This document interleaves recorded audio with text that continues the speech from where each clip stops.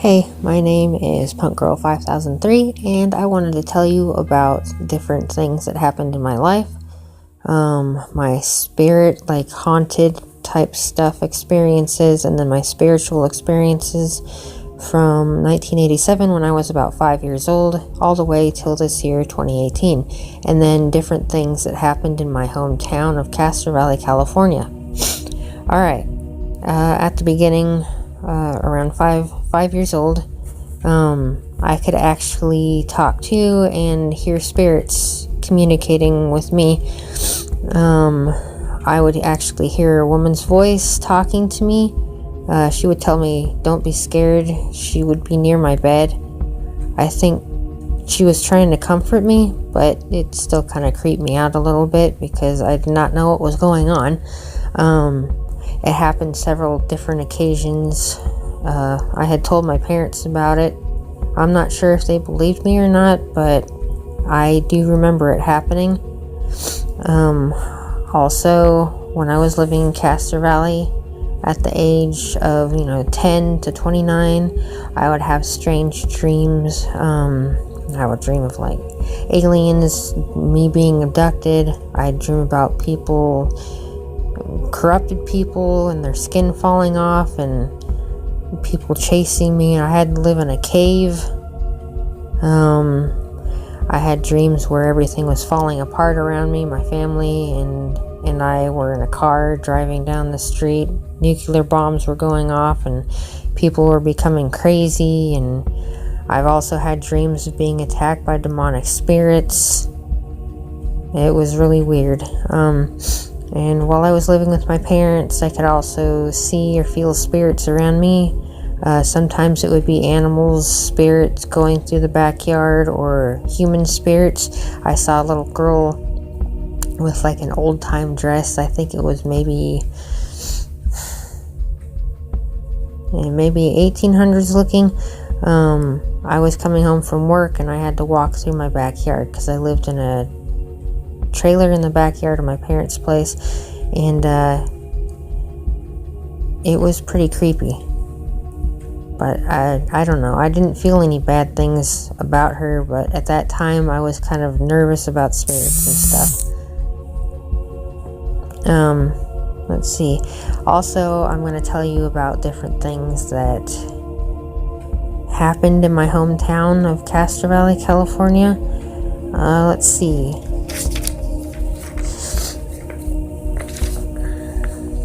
In the Chabot Cinema, where I used to go watch movies and stuff with friends and my family and all that, according to employees, at nighttime they would hear disembodied laughter of a man, and they would see shadows that were going up and down the aisles late at night.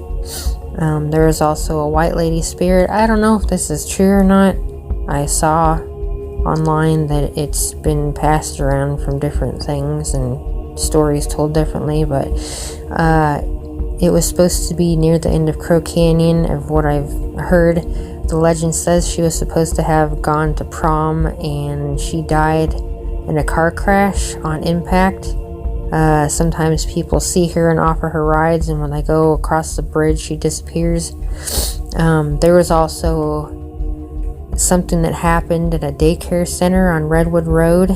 It says, almost at the end of Redwood Road, there is a haunted preschool. In the early 1980s, a man with a knife killed all the kids at the preschool, and all that remains is a swing set and a foundation. From time to time, if you go over there, you can hear the children playing and the swings going by themselves. I also lived next to a Masonic center.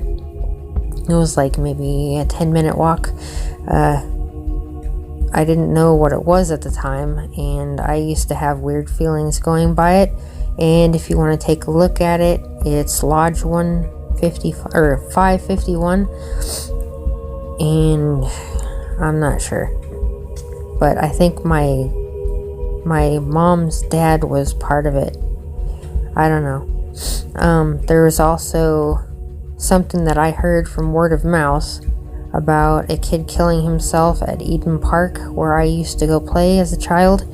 And when I would get home, I'd always feel sick. And I don't know why, but that could be one of the reasons. Also, there was Redwood Canyon. In the early 60s, Redwood Canyon in Castor Valley, it had been a popular dumping ground for murder victims. If people go by there at night, you can see orbs floating around, I guess, from the different murder victims. When you're traveling through there, my dad used to travel through there at night, and after visiting my grandparents, because I had moved into my grandparents' place later on, I would get really weird vibes, but I would try to ignore it and just do what kids do or whatever. Let's see. And then after the age of 29, I moved to Gainesville, Georgia. I came from California to Georgia in 2012. It was a pretty depressing time for me since I moved away from a lot of people I was friends with and grew up with. My parents had bought a 4-bedroom, 5-bathroom, 3-story house that part of it was built under the ground, and unfortunately that's where I stayed. I lived on the bottom floor, and it was mostly underground except for a door on the side. I would see black mists a lot at night floating around, and I had a hard time sleeping. I would hear different noises also, like growling, sighs, seeing shadows and all that, and it made it really hard for me to sleep. So I would stay up and turn on the TV or turn on music or something like that to keep myself from hearing all of that. And nearly 2 years after I had moved to Georgia, I met my now best friend, a little over 4 years now. Let's see, he helped me with techniques to get rid of the spirits in the house, but I wasn't really sure at the time. At this point, I had not gotten to a higher level of spirituality, and I had just started with the chakras and binaural beats. I had gotten into those around 2013 before I had met him. And in March of 2015, I got my own place after about 3 months of searching. My first apartment was definitely haunted. I had talked to my best friend about a lot of the stuff that was going on, and I had an exercise ball that would move on its own. It would move like 2 feet or so by itself down my hallway, so that was kind of creepy. And then a friend of mine had slept over, and the drapes moved on their own. There was nothing on. No air conditioning. The door wasn't open or anything like that. It had just moved kind of like in a wave down to where she was at, laying down on the couch. And all of a sudden, she had felt an electric shock go through her body, and it made her sick. And then after that, dog started howling and barking afterwards. And to this day, she really hasn't totally gotten over the sickness that started after the spirit shock. I also had a dream or sleep paralysis with a demon in it, and it said it was sent to kill me, and I had to force myself out of it. I talked to my best friend about it, and he told me that I needed to put salt everywhere on the floor and around the door places and stuff. And I did that. It worked somewhat, but I didn't know at the time that I was carrying negative energy, and lower energy spirits are definitely attracted to that.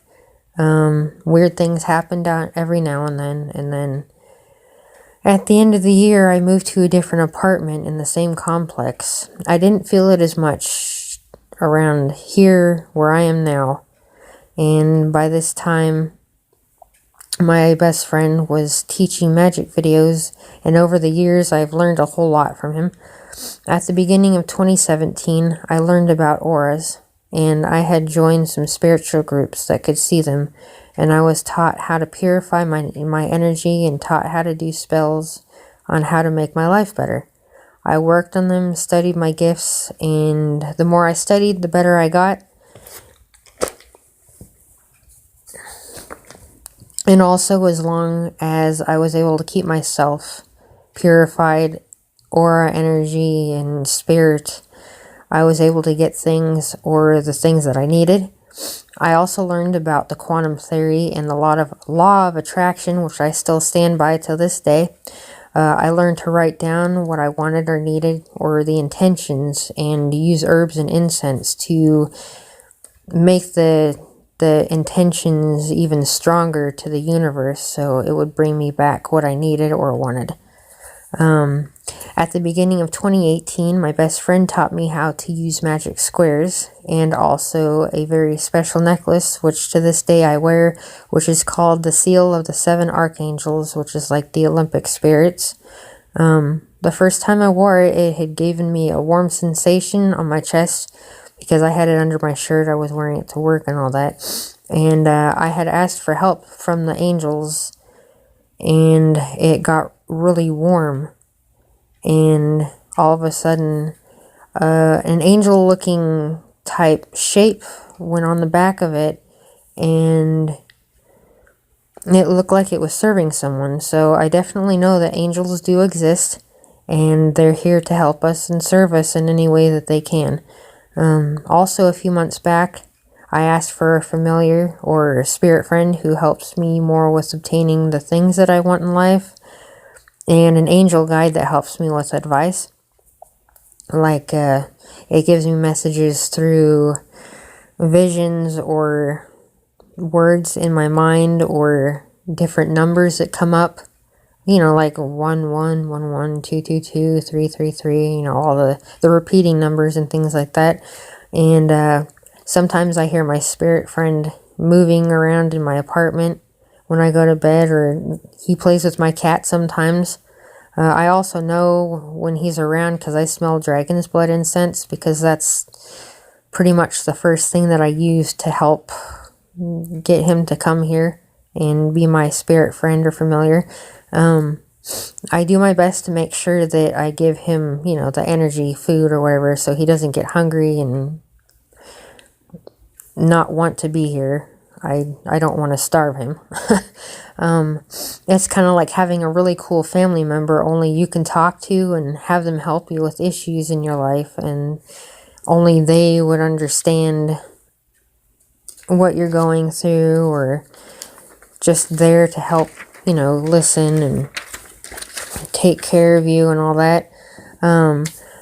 So I want to thank my best friend for helping me through a lot of the things that I have gone through, helping me find my path, and helping me to this day, being my spiritual teacher and just a great listener. I'm still listening, and will keep listening and learning and helping others if they really want to learn what I've learned, and help them on their path and spiritual journey. I hope all of you had a great day. Love, light to you all. Talk to you later. Bye.